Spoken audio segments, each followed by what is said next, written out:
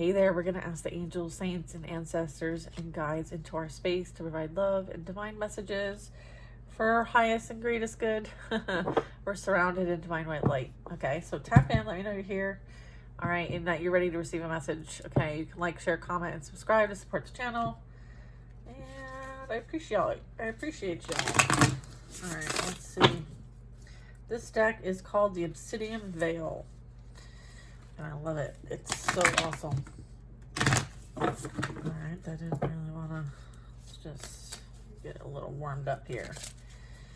Alright. The highest and greatest good. We have Tituba. Accused and condemned. I carried the weight of injustice upon my shoulders. Wow. Someone feels like they have carried the weight of injustice upon their shoulders. Okay. Let's read. If you don't want to stick around, that's cool.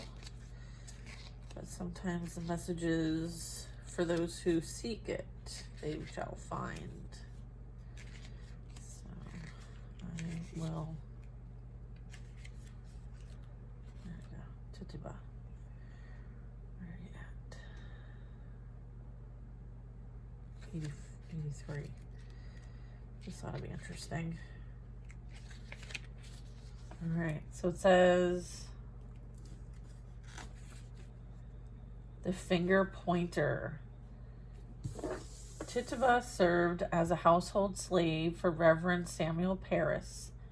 During a time of heightened paranoia and fear, accusations of witchcraft began to spread throughout the community, and Tituba found herself at the center of the 1692 Salem witch trials.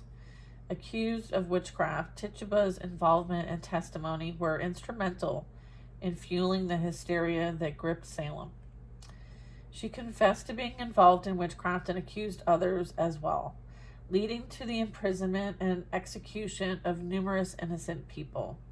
With a complex and layered story, Tituba navigated a world where she had limited agency and power, where confession was the only possible attempt to save herself. Her story served as a reminder of the insidious nature of rumors and gossip, serving as a reminder of the power of words and the impact they can have on individuals and communities. Calling upon Tituba involves a need for caution and discernment in our interactions and communication. She invites us to examine our own role in the spread of rumors and to consider the consequences of our words. Cultivate a culture of trust, compassion, understanding, where gossip and harmful rumors have no place. Thank you, Tituba. That was a very strong message that we all need to hear. Wow. All right. Wow. We can learn a lot from other people's experiences. Next up is Slicks. I am the embodiment of the dark and treacherous waters of transformation. Look at this. It's like so cool. Look at that transformation. It's like turning something from lead to gold. It's like alchemy. Wow. It's like rising from the ashes. So you may resonate with going through a purification process, either by water or fire, maybe all the elements, and you are now realizing your power. It's like you've called all your power back. Wow. Interesting.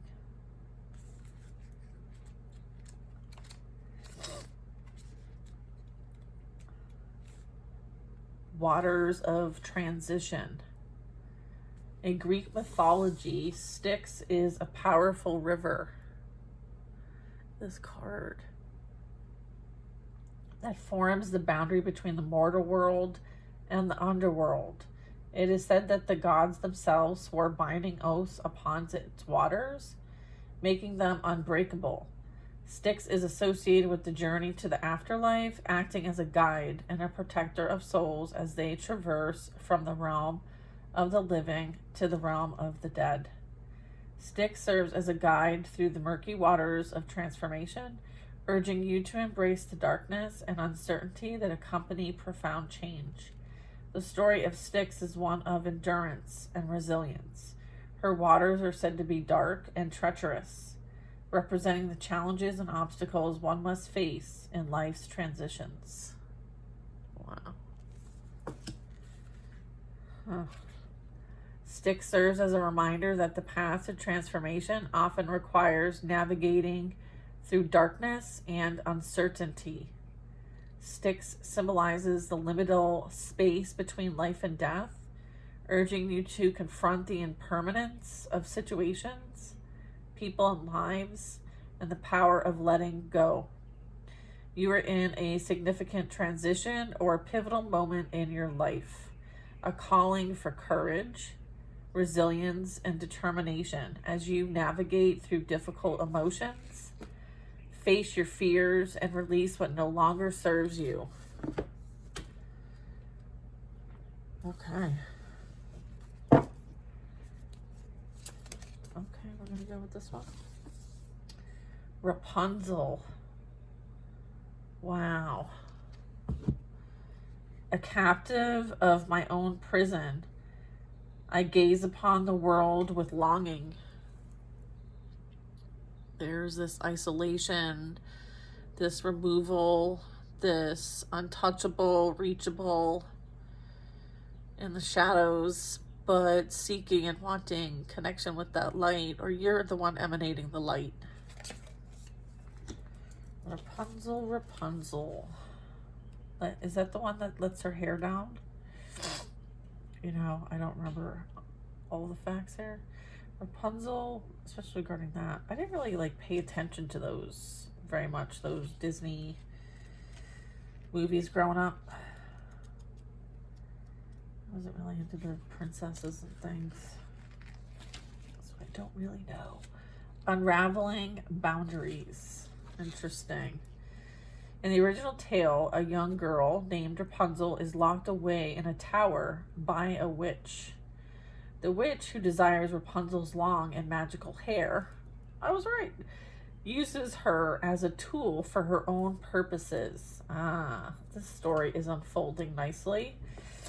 Interesting. Rapunzel is deprived of freedom and contact with the outside world, forced to live in a secluded life in the tower. Rapunzel's captivity represents the suppression of one's individuality and autonomy. So someone tried to outcast. It also symbolizes the manipulation and exploitation that can occur in relationships where one person seeks to dominate the other, making them feel small and isolated from the rest of the world. So someone could be feeling this way or has. Rapunzel's story serves as a reminder to assert your autonomy, protect your personal space, and establish limits in relationships. Honor your own needs, desires, and emotional well-being. Discern who you allow in your inner circle and evaluate their relationships in your life while assessing whether they honor you individually and support your growth. Embrace the call to set clear boundaries and assert your independence. Just as Rapunzel ultimately stands up for herself and finds her own voice, you are encouraged to communicate your needs, express your feelings, and protect your personal space. Reminder, you deserve to be surrounded by people who respect and honor your autonomy. Wow. There is definitely some strong messages here. It will resonate in the areas of your life and experiences that it needs to resonate with. Okay, we're going to get one final card here. Let's see. I'll close this reading out.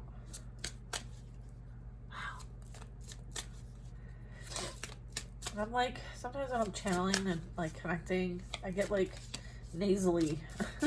Like all of a sudden, I get hot and nasally. All right, let's go. Last and final thoughts for us. Oh, excuse me. I love the gold edges, and the artwork on this deck is spectacular, and the messaging is phenomenal.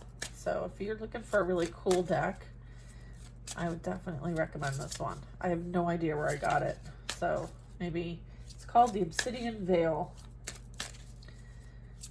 So let's see what this is. Ready? Okay.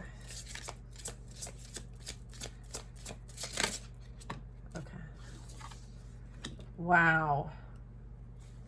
The siren. Okay. This is what you don't see. This is like for your awareness. Okay, like here's a little window into something in another realm that you may not necessarily, you know, have direct interaction with, and it has something to do with the siren. Okay, so we'll talk about that. And then we have Marguerite Porel.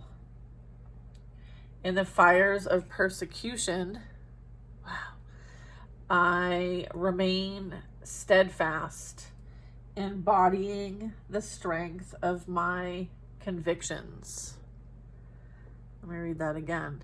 In the fires of persecution, I remain steadfast, embodying the strength of my convictions.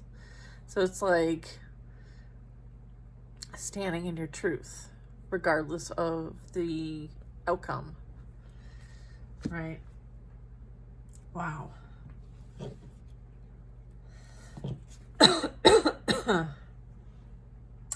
Beware our bewitching song, for within it lies the perilous power of empty promises. Yeah, there's empty promises here. Okay, let's see. Let's look at Marguerite. Let's see. Porel, 95. Okay. The Sacred Descent. Marguerite Porel was a 13th century Christian mystic and writer, famously known for her controversial book, The Mirror of Simple Souls. Her teaching challenged the religious authorities of her time as she criticized the institutionalized church.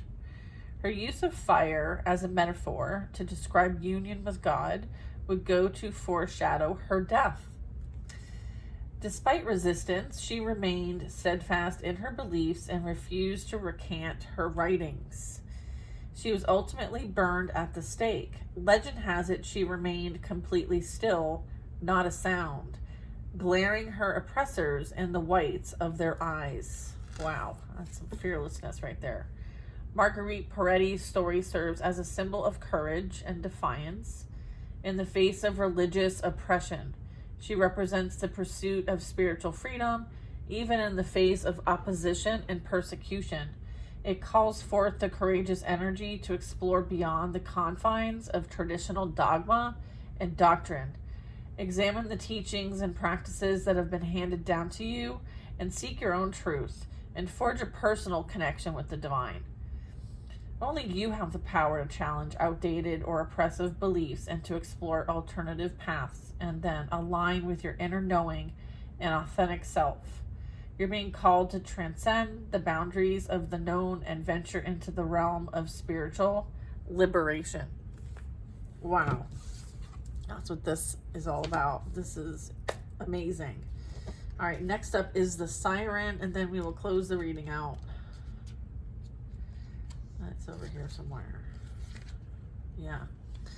The siren. In ancient mythology, sirens were mythical creatures who lured sailors with their mesmerizing voices and songs and leading them to their doom, the empty promises. The sirens were known for their irresistible charm and seductive power. These enchanting beings would sing their haunting melodies, drawing sailors towards treacherous waters and dangerous rocks, causing ships to crash and sink. The siren story embodies the dichotomy of illusionary allure and auto-destruction. They represent tempting offers that can lead us down a destructive path if we are not mindful. Examine your own impulses and be aware of the seductive influences that may cloud your own judgment. Urging you to embrace the unknown with an open heart and mind, trusting that you have the inner resources to handle whatever comes your way. I feel like you've strengthened these abilities within you to be very versatile and adaptive, right? The sylphs invite you to connect with the power of the air element and embrace its qualities in your life. Just as the wind flows freely, allow yourself to release attachments and embrace change with grace and ease. They remind you to be adaptable, flexible, and open-minded in your approach to challenge the different challenges and opportunities. So you're being asked to flow with the current of change and soar to new heights of adaptability and transformation. Wow. Amazing. Absolutely amazing. I hope this finds who needs it. And, I always enjoy really getting into what's being shared. And yes, I like to read the books. I feel like I learned so much from what I am guided to experience, right? As above, so below. And so I feel like this is beautiful experience, beautiful reading. And I feel like there was an awakening for somebody that there was an attempt to forbid. Okay, so I feel like there's also a bit of that. There was a bit of wanting